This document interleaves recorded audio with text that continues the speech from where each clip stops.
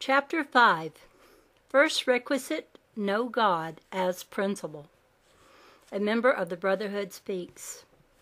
The ancient Mystical White Brotherhood advocates but one principle, the unification of all men of earth, regardless of religion, color, race, or creed.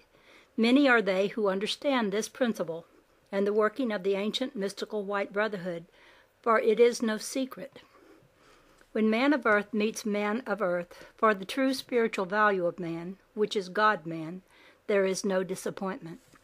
We are endeavoring to help you. Man of earth must see the Christ light, the God light, in his fellow man, regardless of the rank, station, or power physically attained. There is only one rank, one power, and one prestige in life, and that is spiritual. Man of earth cannot believe in two powers or two forces. He cannot believe in God and mammon, for he would love the one and hate the other. There is but one source, the source of God. You may say and be justified in your thinking and saying, what about those who man meets who may be evil in their thinking? But you are not going to meet evil. Remember that all men are created equal. In those who are considered by society as a great evil, there is a part of the Christ power of God, but not so expressing.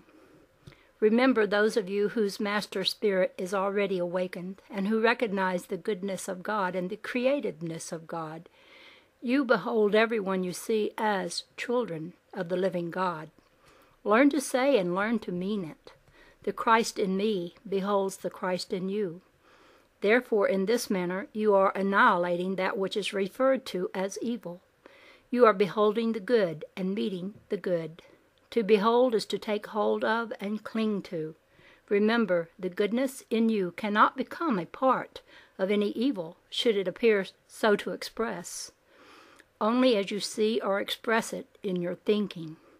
Man can only become a part of that which he visualizes in his thinking. Therefore, as man's mortal thinking becomes pure and elevated, so becomes his subjective thinking and his life's path, which becomes subject to beauty, goodness, to health, spiritual riches, and prosperity.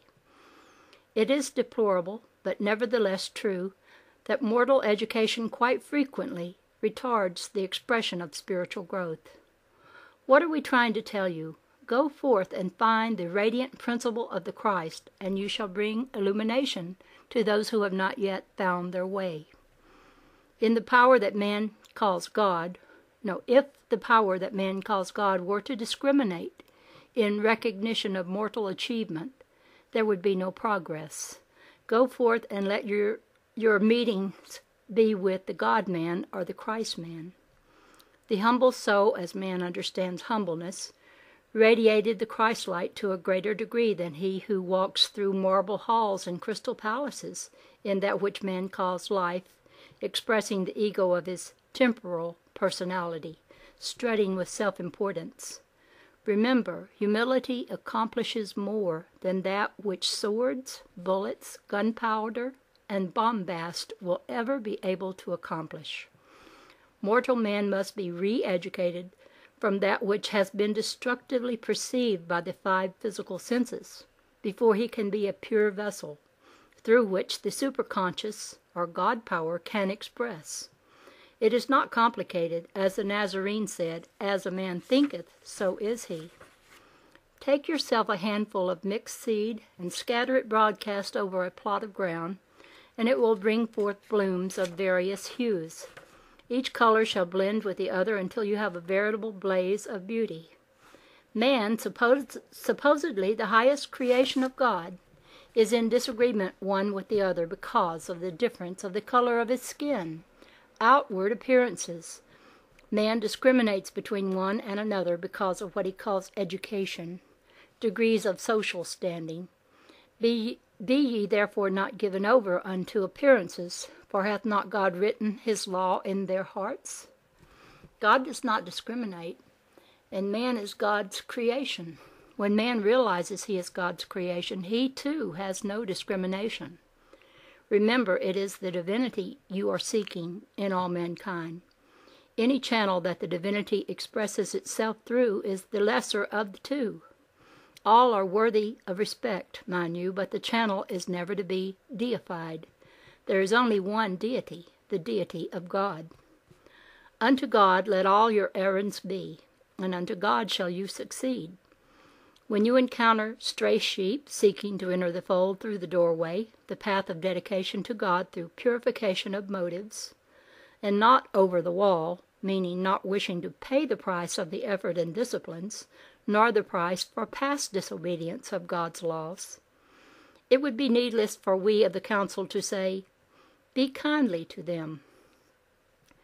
When stray sheep desire to walk the path of light, they are uncomfortable in self-delusion, and so seek the light of understanding.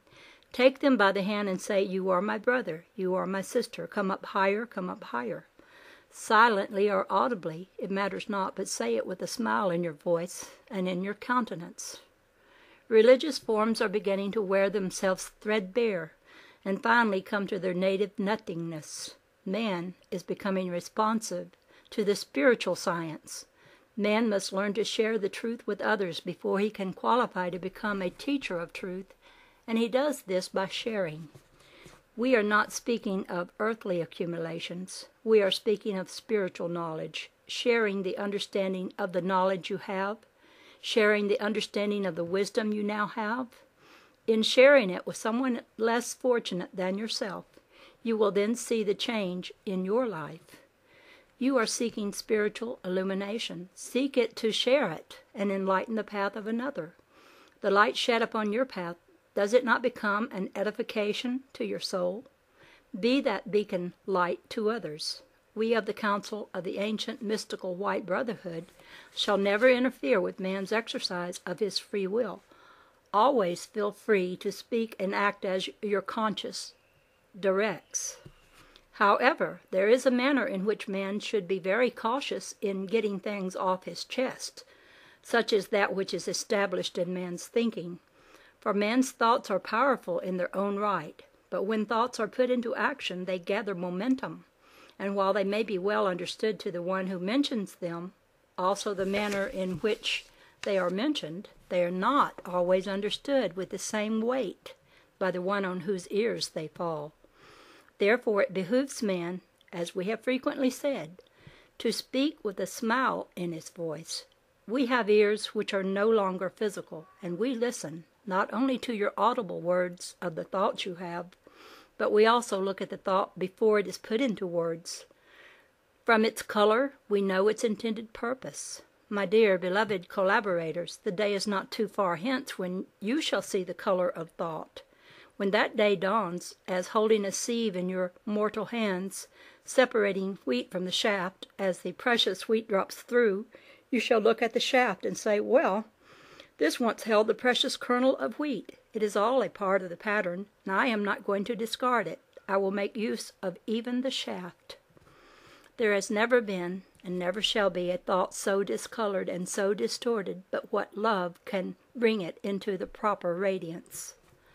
As a student progresses on the path, his thoughts become more powerful, but that power does not affect another until it is delivered in speech. It is that with which we are concerned, for you will remember, and this may be a crude illustration, water runs freely over a greased plank. Therefore the plank which is greased with understanding never absorbs the water. Often man's understanding is not quite as far advanced as he thinks it is. Often man speaks a trifle hastily, and after he has made certain statements, there is a possibility of a season of regret. In making this statement, we are not using a lash, nor do we wish to appear to be chiding. We are interested in but one thing. Our purpose is to lead each one of you onto the lighted path. When we can no longer lead you into the light, we stand still and wait until the light becomes recognized, and we know when that has taken place.